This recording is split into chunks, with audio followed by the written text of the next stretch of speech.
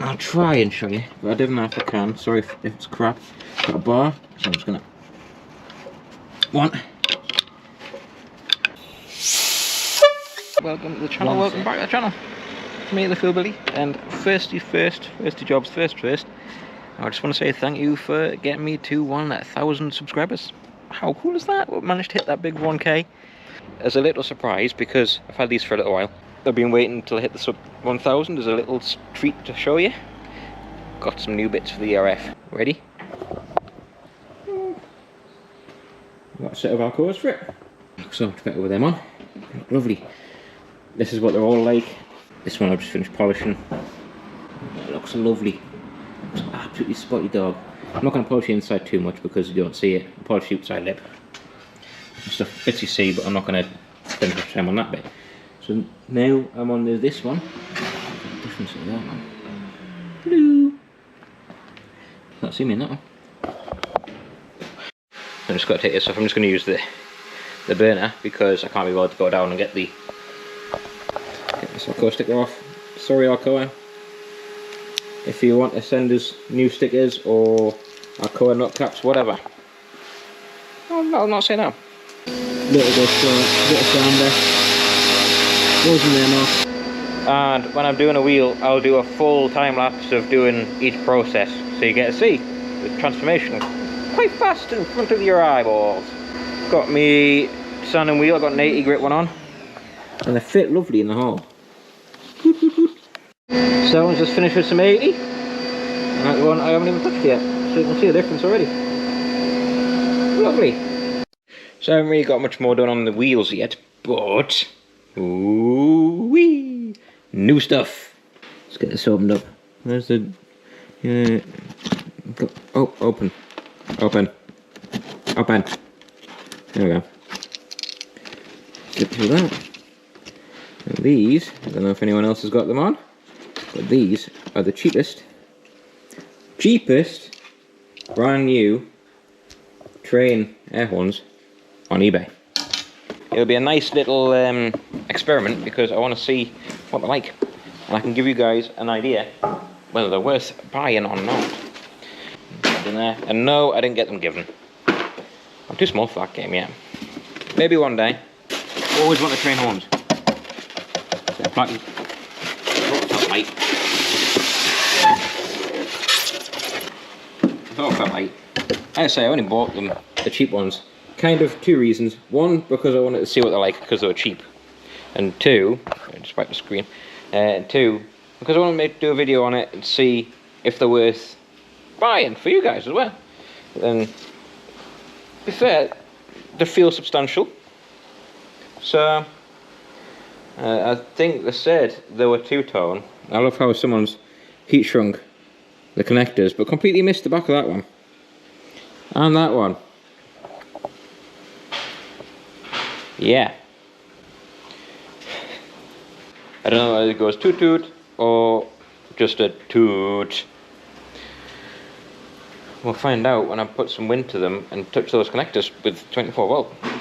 Oh, it's so exciting. I think I might be doing some wiring like. They look cheap. And the placky trumpets. And it says that's stainless steel, but it's not stainless steel, it's cast. I can tell it's cast already. So, we've got to do the sound test. Ooh. That wasn't me, that was a train. So I think I've rigged something up so I can work it all at the same time. And I've got lug defenders on, and my headphones inside. The volume turned up on my tunes because they are bloody loud when you're next to them. They say 170 decibel on internet, like, so I can kind of believe it.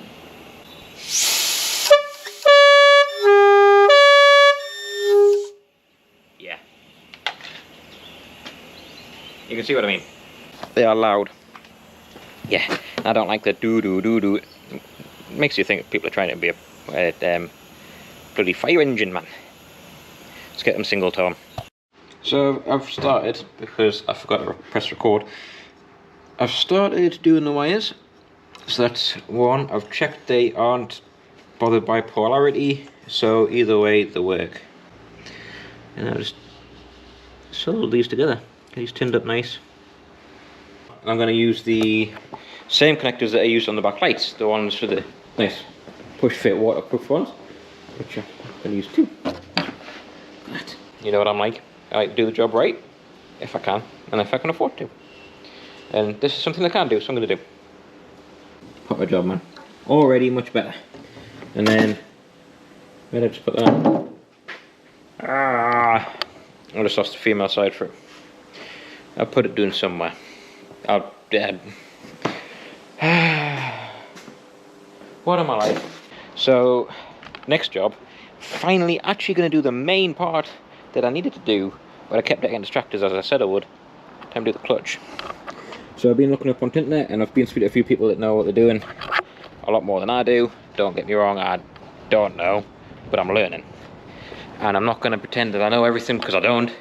And I've asked on, Martin Kay has told me how to do it. And I've also looked on the internet on visually to learn. And also I've asked on Facebook in the Revs ERF page group.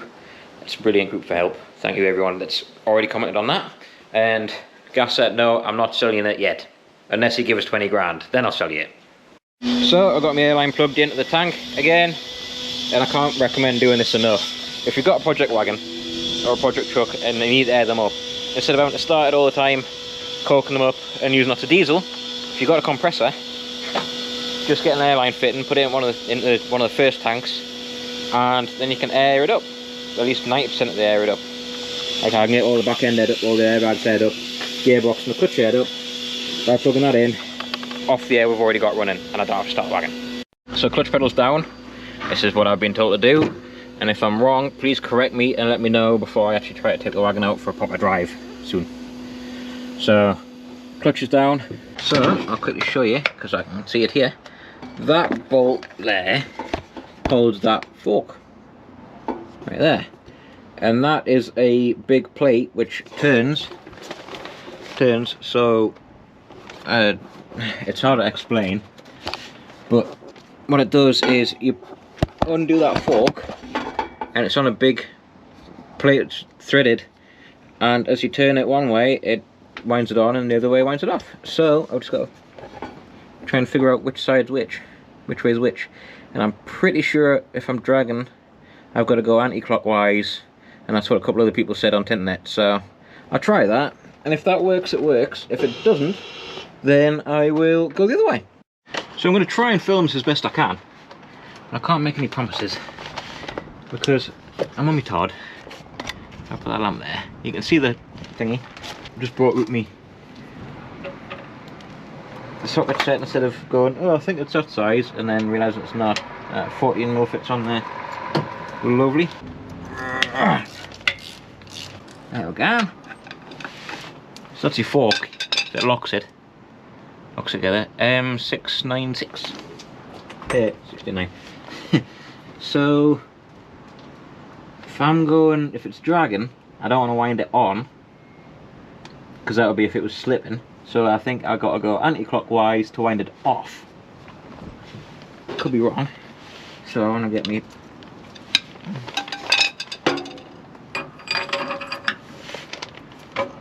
like that. Ooh, that works. So now I just got me 1/2" bar. I'll try and show you, but I don't know if I can. Sorry if it's crap. Got a bar, so I'm just gonna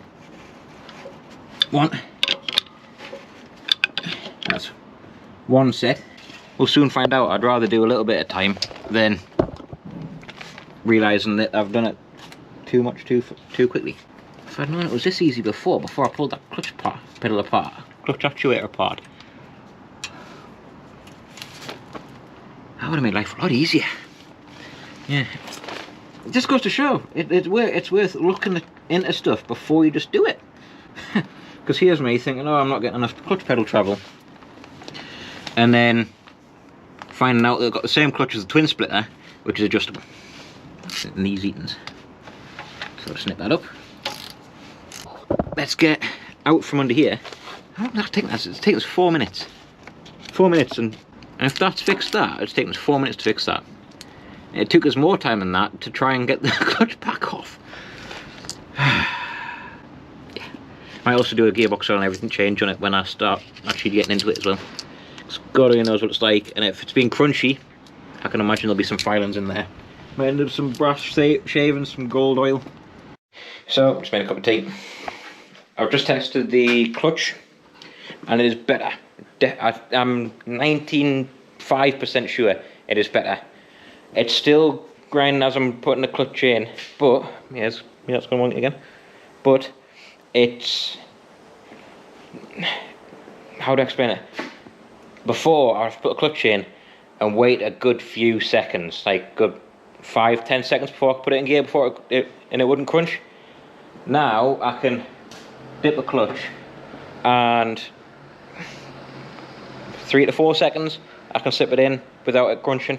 If I dip the clutch and ram it straight in, it still crunches, but it's a big old gearbox with lots of weight and cogs turning around on big thick cold oil, so doing that from storing the cold, I think you're always going to get the crunch if you try and dip a clutch and straight into gear.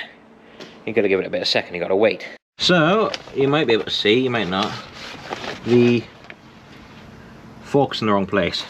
I'll see if I can turn it over by hand. I probably won't, so I'll probably just jump in and bump it on the start. Nope. Let's go bump it on the starter. Nope. Oh, hello, man. So, I was thinking back to my conversation I had with Martin K, and he was saying on the synchro boxes, which is a synchro box, 16 speed is a synchro box, the gap between the release bearing and the, turn that lamp off, say it proper. Release bearing and the first in the input bearing should be 7/8 of an inch, which works out roughly about 22 mil.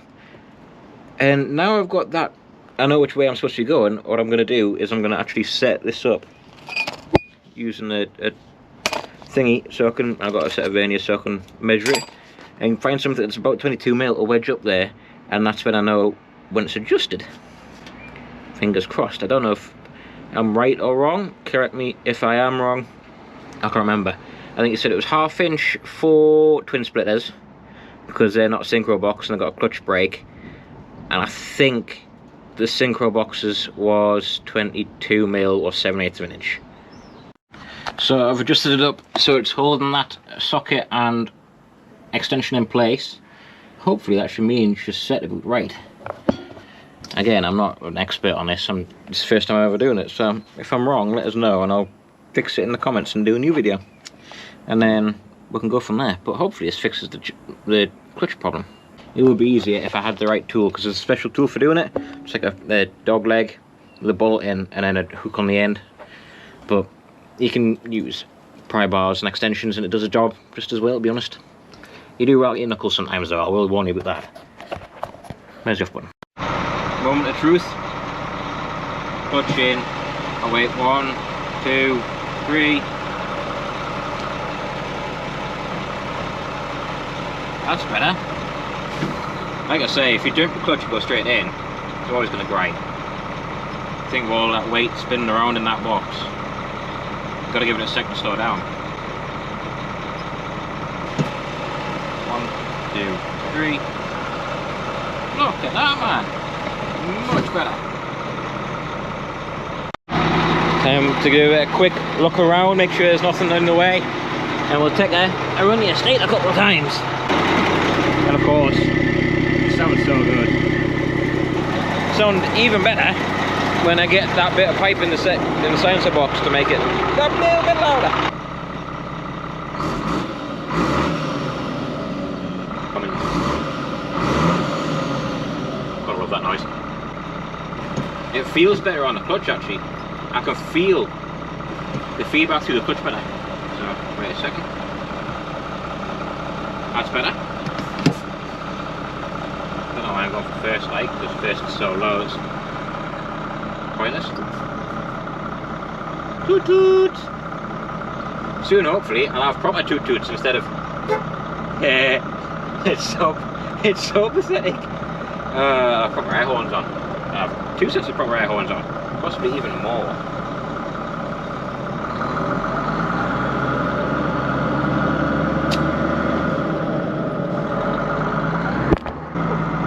But it is definitely better. The test is going for 6 because I think the sinker was knackered. It goes in nicer, and also just went to 6 high. Definitely better. Down the box. It's definitely better. Definitely better. Sinker onto 6 is still buggered. Woo! I went straight into reverse. I didn't even have to. Oh! Happy. Oh, I feel better about taking it out now.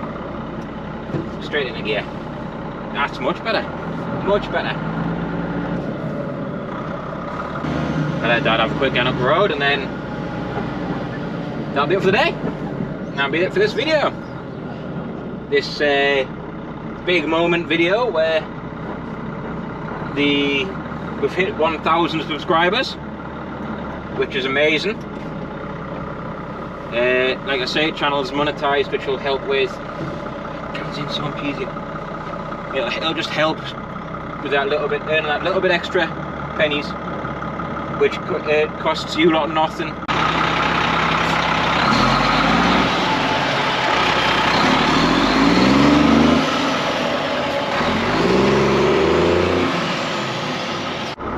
And that's it. I need to take it out properly, have a proper drive of it, get the thing hot, and go along the road in it and see what it's like. Because it's definitely better in the fact of it doesn't crunch. So I'm counting that one as a win. I hope you enjoyed that video. Once again, thank you very much for 1,000 subscribers. Does mean a lot. There's a lot of hard work and time goes into the YouTube stuff. So, and I hope you enjoy it. I hope you enjoy the content. And if you do, don't forget to like, subscribe, share it around with all your friends. And I also might be bringing out some new designs for stickers, hoodies, stuff like that. If anyone's interested, I'm going to get a couple of hoodies done, because I've had a few people ask. So if you're interested in hoodies and stuff, let me know. And I will do some designs and get some pictures up and see what you think. But yeah, again, thank you very much for watching. And we'll come back to you and you can see the rest of the projects, stuff coming up with the wheels and the air horns and everything in upcoming videos. We'll see you all soon.